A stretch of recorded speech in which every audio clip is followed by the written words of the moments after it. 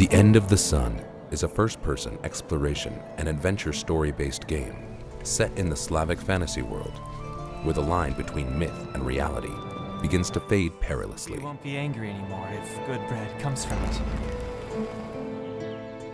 The hero you play is an Ashtar, a Slavic sorcerer with the abilities of divination and an influence over time. No! For the Sparrog's sake! Why is everything keeping me away from her?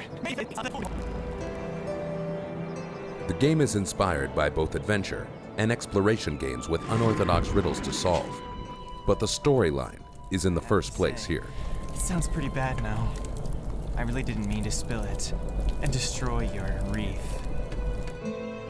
The game world is open, so it's up to you in which order you will choose to explore it, and in what order you will discover the secrets and stories lying within. Look what I've got for you! What have you done? I destroyed the wreath because of you.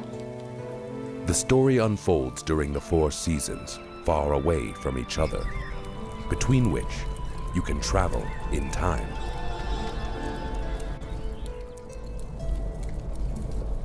In The End of the Sun, you will know the fate of the same heroes at various stages in their lives. Too much fright for one day.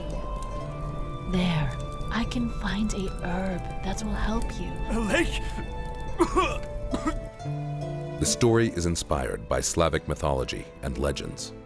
It recreates mystical events, culture, and people's habits in an unusual way. Butterfingers is my middle name. Take it as part of my repentance. During the production of The End of the Sun, we spent a lot of time outside of our studio searching and scanning interesting objects for our game. Now we would like to talk about what our work on The End of the Sun looks like. At the beginning of the work on The End of the Sun, we decided that the photogrammetry method will allow us to get the most unique game atmosphere. Photogrammetry allows you to scan and transfer objects from the real to the virtual world, and is closely related to taking a huge number of photos. We spent hundreds of hours traveling around beautiful places in Poland to find interesting objects and photograph them. We visited, among others, ethnographic museums in which, thanks to the courtesy of many people, we scanned both smaller exhibits and entire buildings.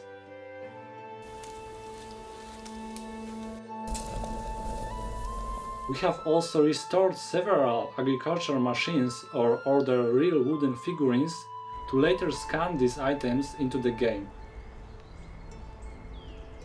In search of small details, we went to unusual places where we took photographs of flower bouquets and handmade laces. We wanted to create a game world in which you can not only experience the adventure, but also relax. It's not so easy to find an area so distant from civilization to get the pure sound of nature. Fortunately, we were able to find the perfect places. As in The End of the Sun, time of day is dynamically generated, we recorded ambient sounds in each of the 4 seasons. Recording animations for characters was one of the funniest stages in production. Being a small studio, we had to use available tools and creativity in order to finish it. So we created our own home mocap studio.